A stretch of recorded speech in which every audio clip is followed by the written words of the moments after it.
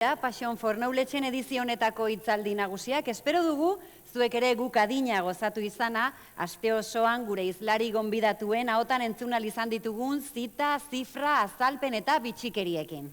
Ez diogo ekitaldiari amaiera eman nahi, zuei, ikuslei eskerrak eman gabe. Aurten, hitzorduari eman diozuen erantzuna ikaragarria izan da. Gure eskerrak bihotz-bihotzez. Hemos conseguido Egunez egun, Victoria Eugenia Antzokiko besaulki patioa betetzea lortu dugu, zientziari buruz hitz egiten entzuteko. Hildarratz, hezkuntza sailburuaren agurra entzungo dugu. Junto al consejero de Educación, subirá al escenario el presidente. Eta arekin batera, Passion for Knowledge-en presidentea, Pedro Miguel Etxenike, berak esango dizkugu azken hitzak. Elikatzen jarraitzera animatu nahi zaituztegu eta espero dugu urrengo edizioan ere elkar ikusiko dugula. Eskerrik asko. Eskerrik asko, sailburua, Pedro Miguel Etxenike, hor daukazue mikrofonoa.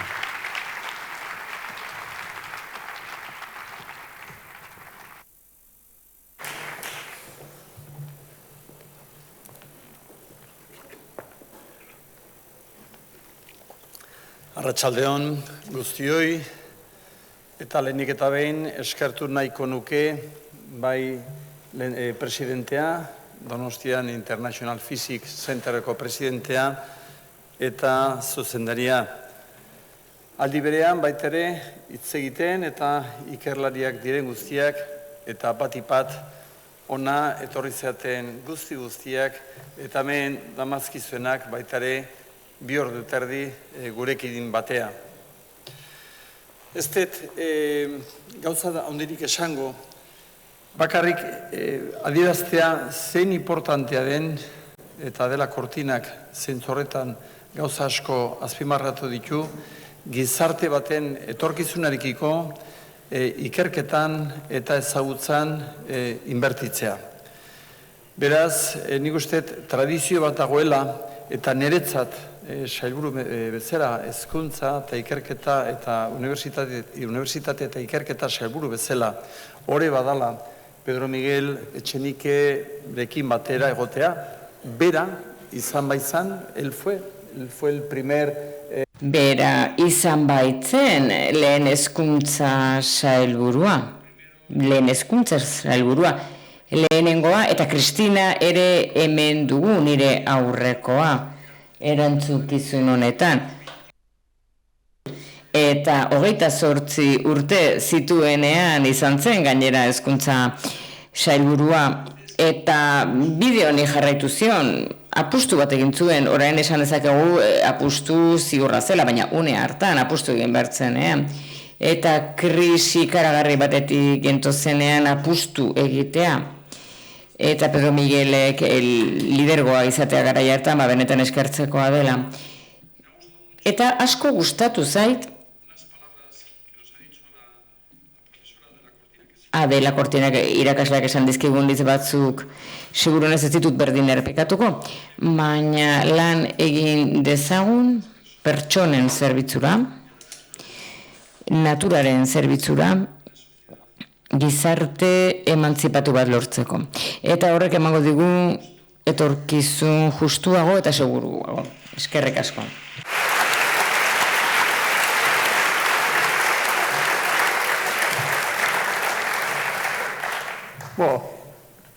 Nire hitzak bakarrik eskertzekoa izango dira.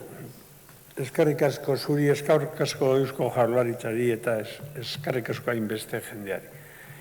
Pero antes de empezar las... Baina eskertzarekin hasi aurretik, esan nahi dut gaurko saioa asko gustatu zaidala, Passion for Knowledge integratzen duelako, ezagutzaren muga, aurrera egiteko desira hori, eta ezagutza lortzeko ahalegin hori, bai arlo teorikoan eta bai arlo praktikoan. Baina Adelak hitz egiten zuen bitartean niri COVID-a etorri zaiko gora.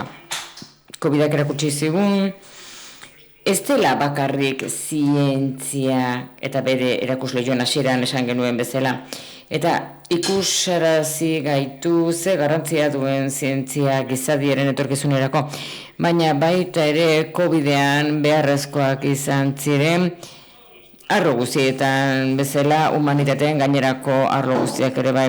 Gehiago gustatzen zait esatea humanitateen beste adar guztiak ze tales de Miletok ikusiko balu gaur egun hemen Smut profesorak emandako emaitzak, horixe harritu egingo litzateke. Ederra izan da ere guztia Jose Luis Cresporen hitzaldia, nola mugitzen diren atomoak, hori ere ederra izan da, ze atomoa da sagar bati dagokionez eta sagarra lurrari dagokionez eta IBMek eta nire behar esan dio Ricardori badaukagu DIPC badugu idateta atomoekin, bila dezagun bera larkitu du. Baina orain ordenagailuen saltza honekin, ez dugu jarriko. Baina Donostia International Physics Center dugu atomoekin idatziko kobrezko eta urrezkoa eta zilarrezkoa kobre arzarera baten gainean. Eta Paxofonoletxe izan eman guztiak bideriko diogu bideoa. Eta Jose Luis Crespok ere erakutsi dugu teknologia zoragarri hori. Distortzioa detektatu dezakena espazio denboran uen gravitazionalak sortu egin zirenak leherketetan, zulubeltzen leherketetan duela 2000 milioi urte. Horrek zarata ikaragarria jaso dezake. Hau da, Jocelyn Belek egin zuen zarata hori estenatoki honetan bertan. Egia esan, gaur adiskidon batek esan dit, jendeak esaten dit, baina nola joango naiz ni ara ez baitute zer ulertuko, jakina bai ez, nik uste dut mundu guztiak etorri behar duela, ulertu egin behar dugu partitura, sinfonia gero gozatzeko, baina gu gozatu dezakago sinfonia bat ez partitura ezagutu gabe.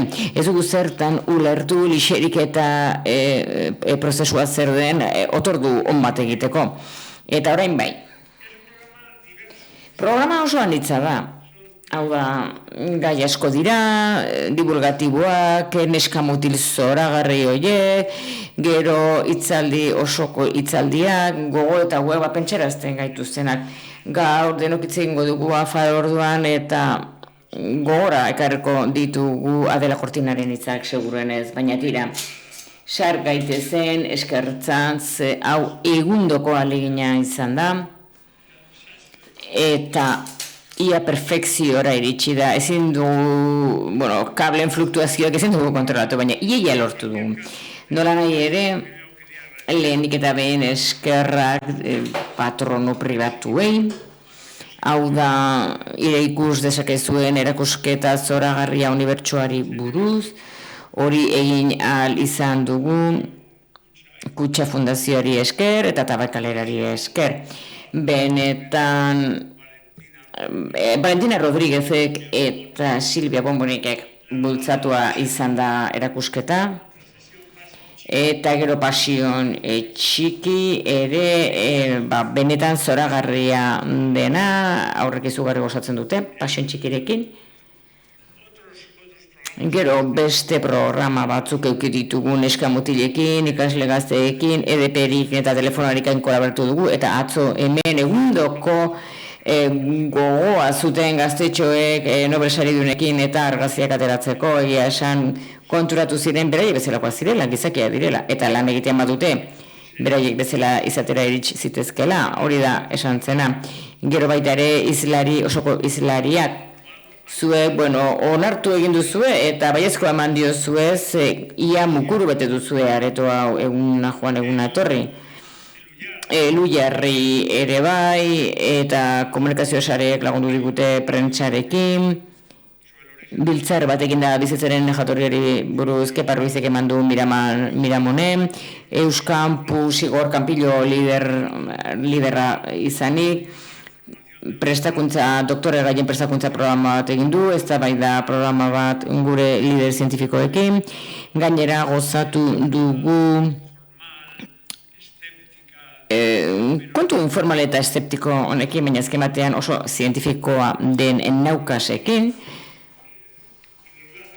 eta Naukas Iñako Perezek ekarri duena, baina Javier Pelaezekin batera naukas honetan ematen du nagusi direla. Aitzol Garziak streamerrak ekarri ditu, zoragarriak izan dira, DIPC-ko patrono publikoak, Eusko Jaurlaritza, Industria Saila eta batez ere Diputazioa, Foru Aldundia, Udaletxea ere bai, DIPC-en daude eta hango patronoak dira. 4 pertsona dira Marta, Valentina, Itxaso eta Amaia, gero aipatuko dut. Beraiek izan dira gure Irribarrea, Passion for Knowledge, zer gertatzen zela ez dute inoiz lasaitasuna galdu, momenturen batean galdu genezaken gure lasaitasuna denok, baina ez da esali txar bat ere bota, arpegi txar bat ere jarri, dena Irribarrea izan da gainerako taldeari, Lankorri, Morgan, Irudiei, itzultzaileak, haiei nik uste dut propina berezia eman behar diegula bertso pasionen ondoren. Argazkilariak, Bitero Geniantzokia, baitare aurkezleak Javier Aizpurua, Euskadiko saria, ematen zuen zinematik zetorrela, eta zientziaren mundu zorrotz hortatik, Alaitz osoa, eta gero pertsona oso berezi batzu. Lehen da bi zuzendari orokorrak, aurrera eraman dutenak jaialdi honen pixu nagusia. Bigarrena gero aipatuko dut, lehenengoa Amaia Arregi. Amaia Arregik egunduko presioarekin eman du aste osoa, dena ondo atera da, presio guztiari aurre egin dio, oso ondo koordinatu ditu taldeak, eta pertsona hauek danak langile guztiak koordinatu ditu. Egia esan, profesionaltasun osoz, zientzialari eta pertsona bikaina baita bera ere zorionak Amaia, eta baita ere badira bi pertsona, Ricardo Díez Muñoz bera da DIPC-ko zuzendaria, Ricardo Díez Muñoz benetan sinitsi egiten du eta praktikatu egiten du bera ez dagoela agintzeko, baizik eta bera dagoela jendeak bere lan egin dezan. Eta berak lan egiten du taldeentzat eta ez taldeak berarentzat. Hori oso erraza da esaten, baina ez da erraza egiten. Berak eraginkortasunez egiten du eta oso atsegin beti. Baita ere Eusko Jaurlaritzako Hezkuntza Saila eta Bilarraz Kontseilari jaunari DIPC etzen izango, ez dutzen iritsi den tokiraino, etengabe ez balu hor izango Hezkuntza Sailaren laguntza. Bi gauza behar baitira politika egoki bat aurrera eramateko eta horrelako bikaintasun zentro bat aurrera eramateko. Bata da politiken jarraitutasuna, epe luzekoak izan daitezela, eta beste alde batetik harreman atsegina izatea administrazioarekin. Hau da, zientzialariek bere lana egin dezaten, denborarik galdu gabe auzi administratiboetan, edo erabiliz gero ahalik eta gutxien. Eta hori posible izan da bakarrik Hezkuntza Sailak, Amaia Eskisabe, Adolfo Morales, eta Jokin Bildarratzen lidergopean, gugan sinetsi dute, herrialdean sinetsi dute, eta ezagutzaren etorkizunean sinetsi dute. Eta azkenik badago pertsona bat, aipatu nahi dana, Nora González, berarekin hasi genuen Passion for Knowledge, eta lehen hilabete haietan, honek urteak dara matza, elkarrekin lan egin genuen, berak lan egin zuen, eta ni berarekin batera diseinatu genuen proiektua. Gaur ezin da hemen egon, arrazoi pertsonal tristeengatik, baina ez da momentu bat pasa biltzar honetan guztian, nik ez dudala berarengan pentsatu. Beraz, eskerrik asko Nora, eskerrik asko. Eta azken puntu bat, berak ere esango lidake ez duzu esan. Bai, esan egingo dut, Nora, Amaia ere esan egingo dut. Benetan txaloa merezi dutenak zuek zarete. Hau da, punta-puntako ikertzaileek ikusten dutenean, Victor Eugenia Antzokia, Mukuru eta lehen bigarren unean, egunero hainbeste ordutan azkenean, beti geisten da pixka bat, baina zuek oraindik ere hemen aguantatzen ari zarete, nire eskertzen zerrenda luzeagoa, benetan miresgarria da. Eta Nobel sariek ala sentitzen dute, guk geuk ere ala sentitzen dugu, eta talde zoragarri honen izenean, deipezen izenean, eta Bildarratz kontseilariaren izenean, azken kontseilariaren izenean, eta lehen kontseilariaren izenean eskerrak ematen dizkizuet bihotzez.